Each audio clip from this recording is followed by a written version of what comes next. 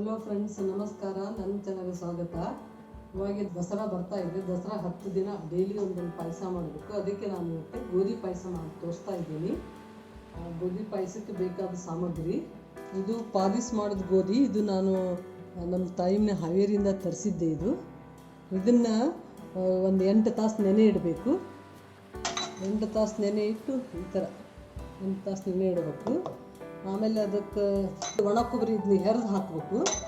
ಆಮೇಲೆ ದ್ರಾಕ್ಷಿ ಗೋಡಂಬಿ ತುಪ್ಪದಲ್ಲಿ ಹುರಿದು ಹಾಕಬೇಕು. ಇದು ಬೆಲ್ಲ, ಇದು ಆರ್ಗ್ಯಾನಿಕ್ ಬೆಲ್ಲ, ಇದು ಕಪ್ಪು ಇರುತ್ತೆ. ಆಮೇಲೆ ಯಾಲಕ್ಕಿ, ಶುಂಠಿ, ಜಾಯಿಕಾಯಿ ಪೌಡ್ರು, ಕಸಕಸಿ. ಇದು 8 ತಾಸು ನೆನೆಸಿದ ಗೋಧಿನ ಮಿಕ್ಸರಲ್ಲೇ ರುಬ್ಬಿಕೊಂಡು ಇದು ತರ್ತರಿಯಾಗಿ ರುಬ್ಬಬೇಕು. ಒಂದು ಕಾಳಲ್ಲಿ 2 ಕಾಳಾಗಬೇಕು. ಆ ತರ್ತರಿಯಾಗಿ ರುಬ್ಬಿ ಉಳಿದಿದ್ದ ಹಾಲು ತಕ್ಕಬೇಕು. ತೆಗೆದು ಆಮೇಲೆ ಉಳಿದಿದ್ದ ಗೋಧಿನ ಇದನ್ನ ಕುಕ್ಕರಲ್ಲಿ 2 ಸೀಟಿ ತೆಗೆದು ಬೇಯಿಸಬೇಕು. ಇವಾಗ ಮಿಕ್ಸರಲ್ಲೇ ಗೋಧಿ ಹಾಕಿ ಹಾಲು ತೆಗಿಬೇಕು.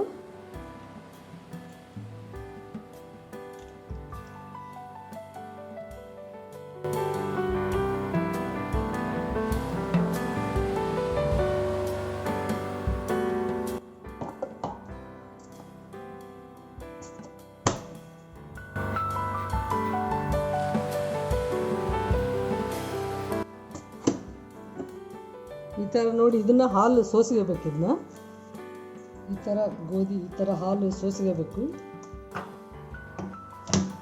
ಇದೆಲ್ಲ ಗೋಧಿದು ಹಿಂಡಿ ಹಾಲು ತೆಗೀರಿದು.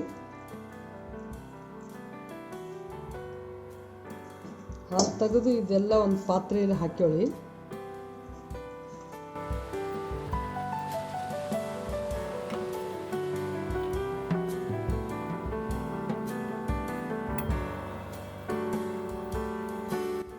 ಈ ಥರ ಹಾಲು ತಕ್ಕೊಂಡು ಇದನ್ನು ಸೈಡಿಗೆ ಇಟ್ಟುಬಿಡಿ. ಲಾಸ್ಟಿಗೆ ಇದನ್ನು ಗೋಧಿ ಎಲ್ಲ ಕುಕ್ಕರಲ್ಲಿ ಬೇಯಿಸಿದ ಮೇಲೆ ಆಮೇಲೆ ಹೊರಗೆ ತೆಗೆದು ಇದು ಹಾಕಿ ಬೇಯಿಸಿ ಬೆಲ್ಲ ಹಾಕಬೇಕು. ಗೋಧಿ ಹಾಲು ತೆಗೆದ ಮೇಲೆ ಈ ಥರ ಇದು ಬರ್ತದೆ. ಈ ಥರ ಕಾಣಿಸ್ತಾ ಇದೆ. ಇದಕ್ಕೆ ಎರಡು ಅರ್ಧ ಲೋಟ ನೀರು ಹಾಕಬೇಕು. 2 ಅರ್ಧ ಲೋಟ 3 ಲೋಟ ಹಾಕಿದ್ರೆ ನೀರು ಹಾಕಿ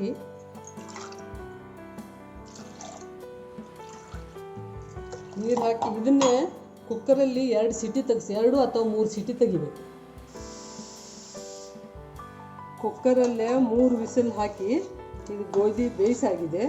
ಈ ಥರ ಇದನ್ನು ಇವಾಗ ಗ್ಯಾಸ್ ಮೇಲೆ ಕುದಿಲಿಕ್ಕಿಟ್ಟು ಇವಾಗ ಇದು ಗೋಧಿ ಹಾಲು ಸೋಸಿ ತೆಗಿರ್ತಲ್ಲ, ಈ ಹಾಲು ಹಾಕಿ ಬೇಯಿಸಿ.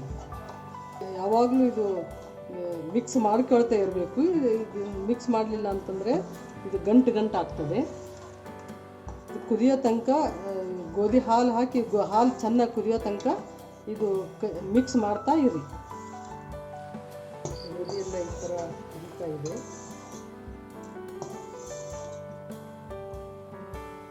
ಕುದಿಯೋದ್ಮೇಲೆ ಇದನ್ನ ರುಚಿಗೆ ನೋಡಬೇಕು. ಮೆತ್ತಗೆ ಆಗಬೇಕು. ನೋಡಿ, ಇದು ಮೆತ್ತಗಾಗಿದೆ, ಬೆಂದಿದೆ.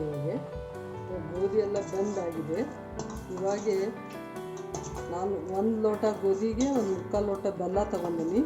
ಬೆಲ್ಲ ನಿಮ್ಮ ರುಚಿಗೆ ತಕ್ಕಷ್ಟು ಹಾಕೇಳಿ. ಇವಾಗ ಬೆಲ್ಲ ಹಾಕಬೇಕು. ಬೆಲ್ಲ ಕರಗೋ ತನಕ ಎಡ್ಸ್ತಾ ಇರಬೇಕು.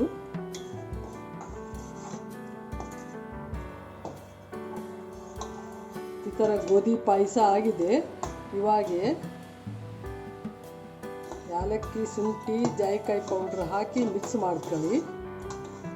ಯಾಲಕ್ಕಿ, ಶುಂಠಿ, ಜಾಯಿಕಾಯಿ ಪೌಡ್ರ್ ಹಾಕಿ ಚೆನ್ನಾಗಿ ಮಿಕ್ಸ್ ಮಾಡಿ. ಇವಾಗ ಒಣ ಕೊಬ್ಬರಿ ಹಾಕಿ. ಒಣ ಕೊಬ್ಬರಿ ಒಂದು 2-3 ಸ್ಪೂನ್ ಹಾಕಿ. ಒಣ ಕೊಬ್ಬರಿ ಮತ್ತು ಒಂದು 2 ಸ್ಪೂನ್ ಕಸಕಸಿ ಹಾಕಿ. ಕಸಕಸಿ ಹಾಕಿ ಚೆನ್ನಾಗಿ ಮಿಕ್ಸ್ ಮಾಡಿ. ಇವಾಗ ದ್ರಾಕ್ಷಿ ಗೋಡಂಬಿ ತುಪ್ಪದಲ್ಲಿ ಹುರಿಬೇಕು. ನಾನು ಇಲ್ಲಿ ಕಪ್ಪು ದ್ರಾಕ್ಷಿ ತೊಗೊಂಡ್ರೆ ನೀವು ಯಾವ ದ್ರಾಕ್ಷಿ ಬೇಕಾದ್ರೂ ತೊಗೋಬೋದು.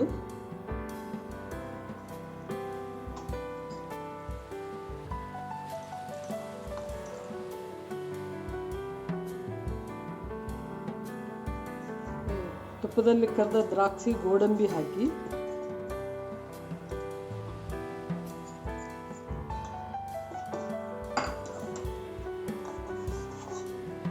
ಇವಾಗ ಗೋಧಿ ಪಾಯಸ ರೆಡಿ. ಇವಾಗೆ ಟೇಸ್ಟಿಯಾದ ರುಚಿಯಾದ ಗೋಧಿ ಪಾಯಸ ರೆಡಿ. ಇಂಥ ಒಳ್ಳೆ ರುಚಿಯಾದ ರೆಸಿಪಿ ನಿಮ್ಮ ಜೊತೆ ಶೇರ್ ಮಾಡಲಿಕ್ಕೆ ದಯವಿಟ್ಟು ನನ್ನ ಚಾನಲ್ ಸಬ್ಸ್ಕ್ರೈಬ್ ಮಾಡಿ, ಇದರಿಂದ ಹೆಲ್ಪ್ ಆಗುತ್ತೆ.